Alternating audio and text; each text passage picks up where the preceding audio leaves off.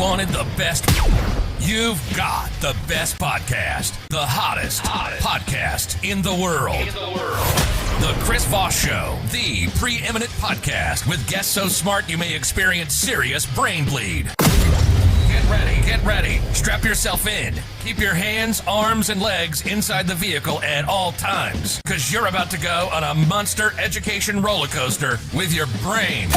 Now, here's your host, Chris Voss.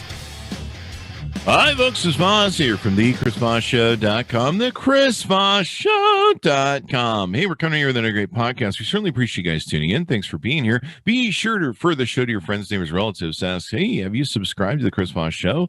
Tell them to go to iTunes and hit that subscribe button. And if you love the show, give it a good referral. Go on there and give us a 5-star rating and tell us how great we are. If not, send me an email and tell me how much you hate me. But you're still listening to the show, so I love you anyway. Anyway, guys.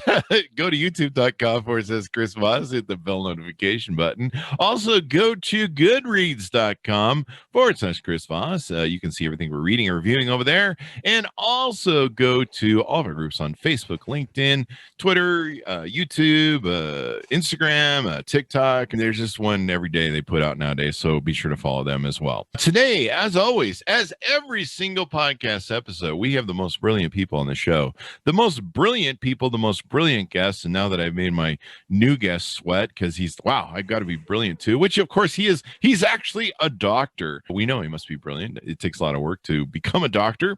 And he has written his newest book. The U.S. version of this is going to be coming out June 2nd, 2021. He is the author, Dr. Salvador Macip. He wrote the book Modern Epidemics, From the Spanish Flu to COVID-19. So today's conversation is going to be quite interesting and eye-opening as well.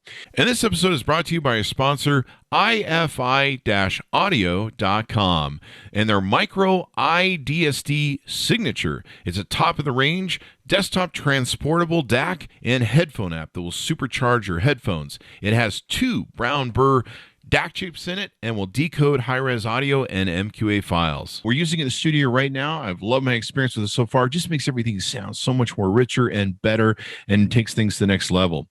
iFi Audio is an award-winning audio tech company with one aim in mind: to improve your music enjoyment of quality sound, eradicate noise, distortion, and hiss from your listening experience. Check out their new incredible lineup of DACs and audio enhancement devices at ifi-audio.com. He is a doctor, researcher, and writer. He obtained his PhD and MD degree at the University of Barcelona, Spain in 1998, and then he moved to oncology research at the Mount Sinai Hospital in New York. Since 2008, he is the head of the Mechanisms of Aging and Cancer Lab at the University of UK. Correct me on that, Salvador, if you will. Did I name that right? No, it's Leicester, but nobody from University of Leicester. That is clearly not spelled Leicester, but we'll let that slide. Where he also has an associate professor at the Department of Molecular and Cellular Biology. These are big words. I went to public school, clearly. He is also a researcher and professor at the Universitat Oberta de Catalunya. Yeah, you got that pretty well, yeah. All right, cool. I'm 1 for 2. In Barcelona since 2020, he's published over 30 books in Catalan. His Catalan is a native language, including fiction, children's stories, and essays. Some of his books have been translated into Spanish, French, German, Italian, Portuguese, Korean, Chinese, and received awards for the European Prize for Popular Science in 2013. And he's published a ton of other books in English as well. I'll let you check that out. Welcome to the show, Salvador. My apologies for butchering half of the universities you went to. Thank you. Thanks, Chris. I clearly need to, get a job or something. Go back to school. But this is the reason that you're a doctor and I'm not. So give us your plug, Salvador, on where people can find you on the interwebs. Salvador, give us your plugs on where people can find you on the interwebs. Yeah, sorry, if you look for me on Twitter, my name is Dr. Macip, and that's basically my main activity, and also on Instagram. There you go. What motivated you want to write this book? You've written a whole lot of other material. What motivated you to write this one? I've always been fascinated by microscopic life, by microbes. And this book started actually when I was in Mount Sinai in New York. And I was working on cancer, but I had a few friends that were working on viruses. So one of these things that you go there and say, oh, what are you working on? And I started getting interested in that. And we did some collaborations, and I thought, it's amazing. I clearly know nothing about microbes. So let's do some research and let's learn about this. And all that interest led to realizing that microbes, or all the microscopic world, is quite unknown. The average citizen doesn't know much about viruses, bacteria. I thought, okay, some of that knowledge, and try to write a book that explains a bit what are microbes, what is a bacteria, what is a virus, why it's important, why they can be good, they can be bad. And this is how this book started. And this was 10 years ago. And that's when I wrote the first version of the book. And this is the updated version now to include COVID and other stuff. Cool, man. That's awesome. So give us an overarching thing of the book, what it's about and what it entails in detail. What or I not wanted, in detail, just give us how much time do you have? Read the whole damn book. So my main goal was basically to study the relationship between humans and microbes, because we see bacteria, viruses as our enemies, and we are here fighting a war. I mean, you can always hear, especially now with COVID, everything you can hear is the war against COVID or the war against viruses. But actually, we coexist. We share the same planet. There's many more microbes than humans in the planet. So, and if you put them all together, they would weigh more than all the animals in the planet. So we are sharing the same space. And this means that it's not only a war, it's a relationship that has good things and bad things. And actually life would not be possible without viruses and bacteria as we know it. And the problem is that some of them, yes, do cause disease, and they are a big issue. And we're in the middle now of a pandemic, so I don't need to explain to you how bad things can get. But there's also a lot of bacteria that are actually needed. So we are full of bacteria. Actually, our bodies have as many microbes as human cells. You have probably is a mix. The human body is a mix of human cells and a lot of bacteria and viruses that are living with us inside and outside our bodies that actually help us in our sort of everyday functions in our body. So that's what I wanted to explain in the book. So there's good bacteria, bad bacteria, and bad viruses. And more than trying to fight them, we need to understand them first. And if you understand them, then I think you open the door to a very interesting world, a lot of things that you can learn about them. Yeah, that's really interesting. Wow, I just feel like a polluted junk heap right now, like a little garbage. Why do I bother cleaning my house if half of me is walking bacteria? It seems like indeed.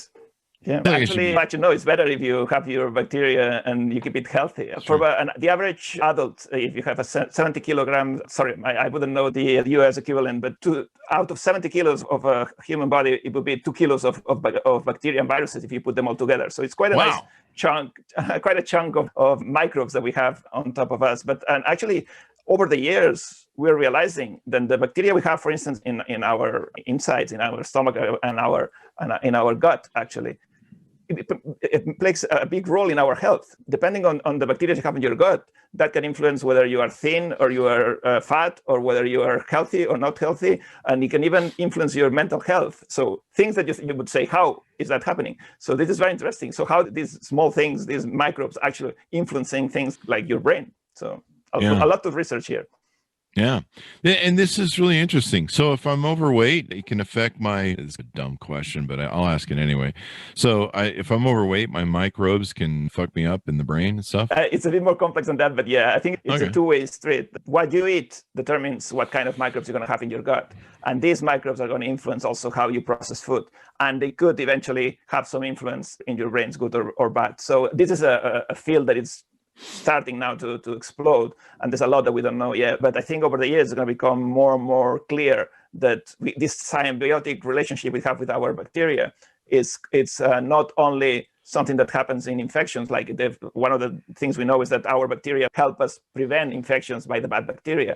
But it goes farther than that. It goes up to other aspects of our health, from mental health to anything else that our body is processing. That's interesting. You talk about in the book, you start with the Spanish flu, and you talk about what that is about and the origins of that. Tell us about what you discuss on that topic and how you take that all the way up to COVID. Yeah, I think actually to start with Spanish flu, we need to say that it's not the best name because it was not Spanish flu. It's actually probably coming from the US, so it should be perhaps called the American flu. The problem is that Europe was in the middle of a war at the time, and this was 1918, the First World War, and nobody was paying much attention to infections. And Spain was the first one to say, oh, look, there's a new infection here, there's something happening that is different. And that's why it got stuck as a Spanish flu. And actually, from then until now, there's been this tradition of assigning names to the diseases related to the place where they were discovered. That's why we have Ebola, and we have other diseases that had names of places. Now we're trying to change that because it's not seen today. That's why COVID is not called the Wuhan syndrome or something. It just has this different name. Basically, the Spanish flu is probably the last big pandemic that hit us before COVID. And there's definitely a lot more in the book. Actually, I talk about other pandemics before that. And since we have records, historical records, we have notices and stories about infectious diseases, epidemics, pandemics, things that are basically part of our history. And Spanish flu, I think it's important because it hit the world in a way that was perhaps at that time seen as something that maybe it could not happen at that time. This was the beginning of the 20th century. We already started having more knowledge about science, and we were still being hit by a new virus, in this case, a flu virus that caused millions of deaths. And it was thought after that was basically the last big one. So because after that, we started having antibiotics that help with control the bacterial diseases. We started having antivirals to control the viruses. We started having vaccines.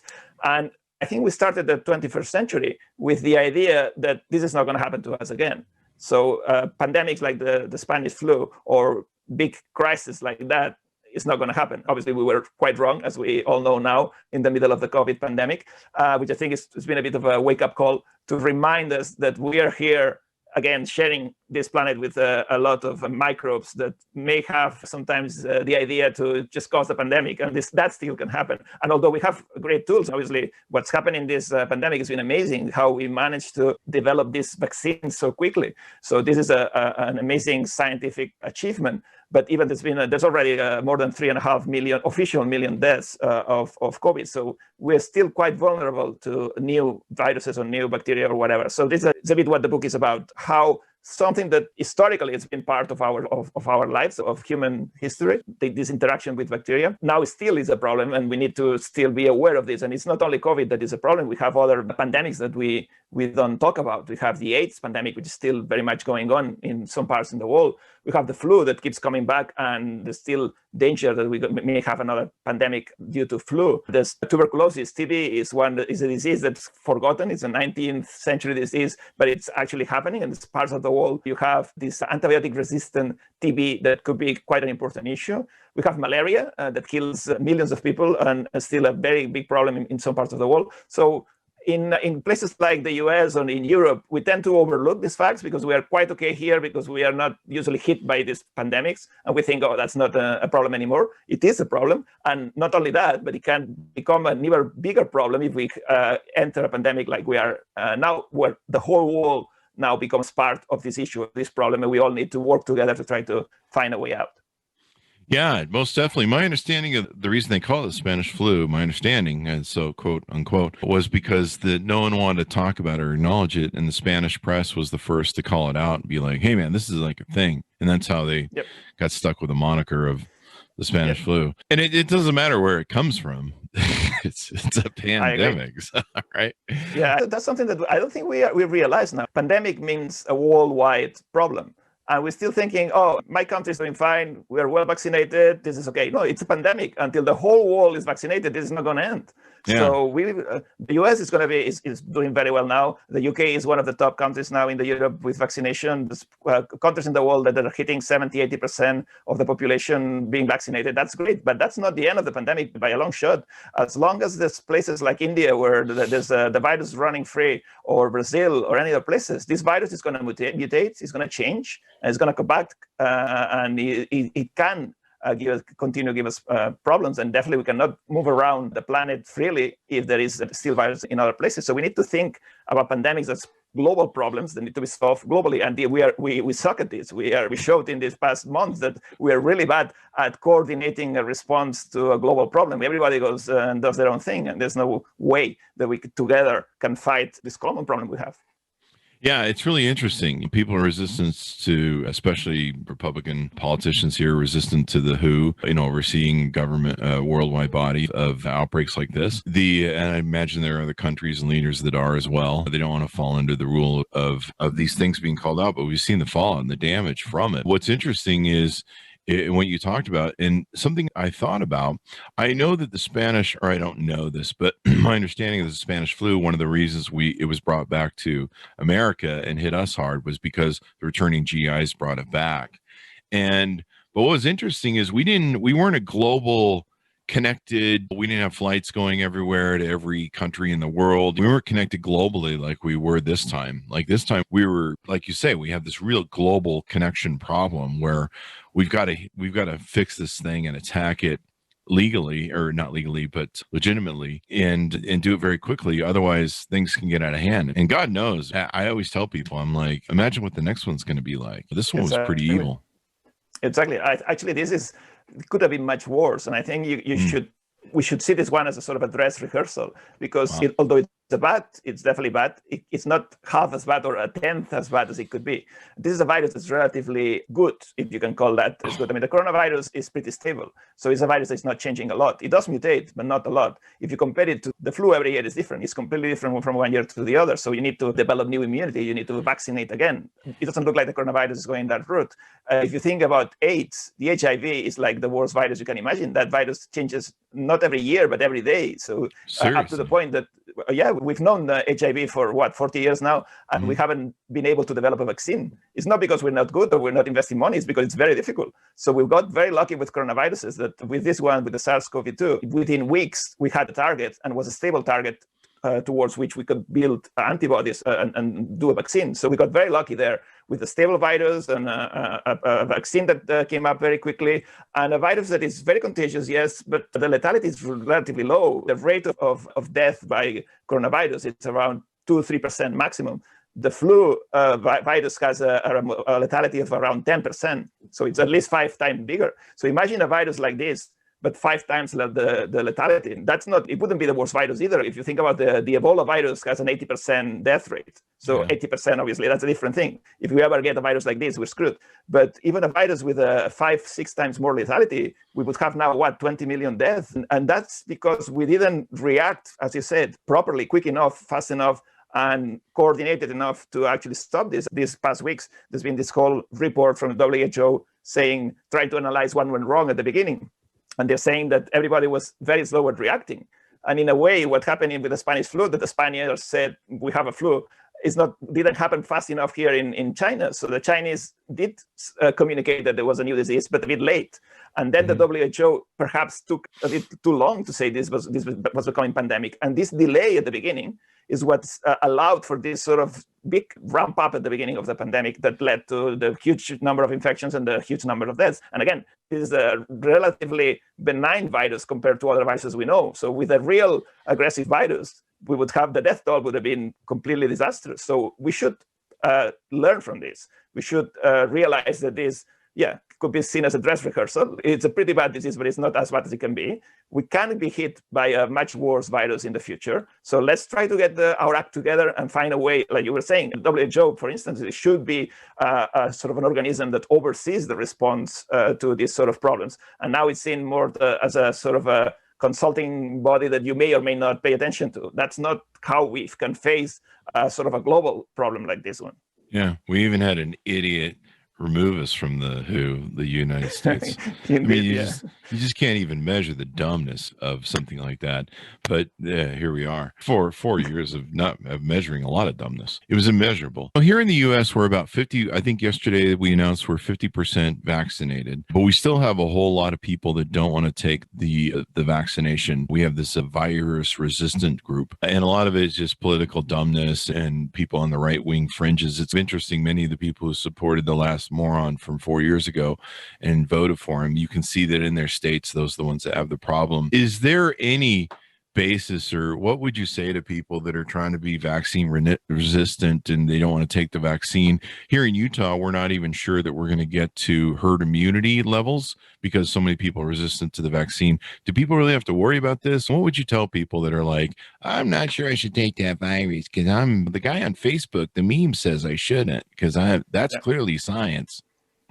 No, it's a big issue. It's a problem, and we laugh about it and we mock it because it looks a silly thing, but it's becoming a serious problem for everybody. Because vaccination, some people see it as an individual act of freedom. So I vaccinate myself because I want to get vaccinated. But it's not only that; it's the thing that you do for the community. Because if you are vaccinated, the virus is not going to spread through you. If you are not vaccinated, you may be contributing to spread the virus to other people. So it's not only, you cannot just think about this is a personal choice. It is up to a point a personal choice, but it's also a choice you do for the community, for the global health. And that's, I think, it needs to be stressed. Now, what are the issues with vaccines? Are you afraid because they're not safe? That's not true. Vaccines, you have tons of data showing that vaccines are safe. There's no problem about that. None, obviously, there's the rare side effects. Yes, we know about those, and there's been detected, and they are now, we are aware that they may happen, 1 in a million or whatever. And if they happen, they can be treated. That's something that needs to go on record. That's true. But apart from that, the amount of lives that the vaccines are saving, that perhaps people that focus on the side effects don't focus on the other side. People that get vaccinated are basically now being saved. In the UK, for instance, now we have over 70% of the population vaccinated. The people that are ending up in the hospitals or dying just has plummeted. We almost don't see anybody in the hospitals now, or very little. So we're saving a lot of lives, and that's because of the vaccine, nothing else. Vaccines work for sure. Yeah. There's no doubt about it. Vaccines as a whole is one of the safest and more effective drugs we have, because they tend to have very little side effects, and they do tend to save a lot of lives because they just basically protect you against very bad diseases. Vaccines in general, I think, are a very good thing. This needs to be stressed. Our life expectancy basically doubled in the past century, thanks in good measure to vaccines. There was other things like antibiotics and there's general health improvements, but vaccines played a very important role in reducing the child mortality to almost nothing. In the beginning of the 20th century, half of the kids in some countries would not make it to adult life. And that was stopped thanks to vaccines. Now, you translate this into COVID times. At this moment, the only way we have to control this disease is the vaccine. We don't have a drug. For instance, we're talking about AIDS. So AIDS, we have good drugs to stop the virus. We don't have a vaccine, but at least we can stop the virus. For COVID, we don't have a drug. So there's no way that you can stop this virus from reproducing once you have it inside. You have to wait to get to see how your immune system fights this virus. So the only way we can help that is just to try to boost the immune system by giving a vaccine so that your immune system can fight this. And that's the only thing we have. And unless we all reach a certain percentage of vaccination in all the countries in the world, this is not going to go away, because this virus, we see it is very infectious. So it just keeps spreading. So as long as there's people that's susceptible, it's going to move around. So that's why it's so important that everybody everywhere. So it's not enough to say, oh, my city is vaccinated or my country is well vaccinated. No, because if your neighbors are not, it's going to come back to you. This virus is going to evolve. It's going to keep spreading and circulating. So I guess that's the only thing that you can say to these people that are still doubting. Look for the right sources. You're right. Don't believe the first guy that you see on internet. Internet is great. And again, you were talking about how this is the first pandemic in a sort of a hyper-connected world. And this is the first pandemic also in the era of internet. So information flows at a rate that's never been seen before. And this is good and it's bad, because this allows us to actually know what's going on in real time. So if something happens in China now, we know it in 1 minute. But also, this information spreads equally fast. Yeah. So that's very dangerous. How do you deal with that? What's the old saying? A lie spreads around the world in a day, and the truth takes weeks, or something like that. It's very interesting to me. Now, this is a new type of vaccine where it's I think an mRNA or something like that. Tell us a little about that, because I think it holds a great future for vaccines and drugs and how we deal with some of the different things in life. Do you want to talk a little bit about that? Yeah, sure. That's a very interesting topic indeed, because one of the misconceptions, again, of the vaccines is they have been developed so quickly that they cannot be safe.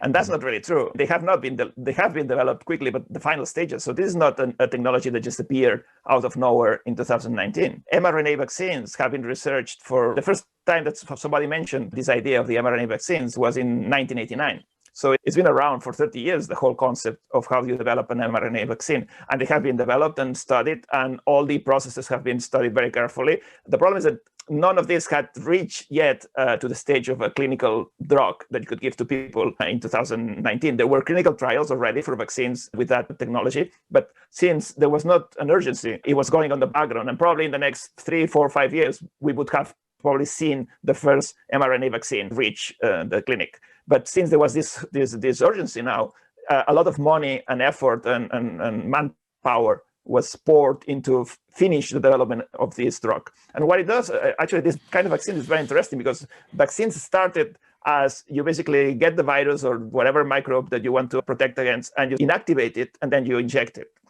So you are basically injecting a weak version of the virus to stimulate a response without making you sick. So that was the classic vaccine. Now, that was good, but it has some problems. Like sometimes you can get sick from the vaccine, from these old vaccines. So we improved that, and instead of injecting the whole virus, we started injecting pieces of the virus. The proteins, like virus is basically is some sort of different shapes, but it has a sort of a capsule and then some genes inside. So the capsule is made out of proteins normally. So if you get one of these proteins and you inject it, you sometimes get the same response. And that's what the next step of vaccines were. Now we moved even farther to a new level of vaccines, which is we don't inject the protein, we don't inject the virus, we inject the instructions to make the protein. So like we're injecting a piece of gene, which is just a piece of genetic code, that once it's inside our cells make that protein, it's a viral protein, and generates that sort of immune response. Now, people saying, oh, these viruses, these vaccines are modifying my DNA, they're changing my genes. That's not how it works. That's not the case. It may sound scary, but it's not how it is. It's very similar as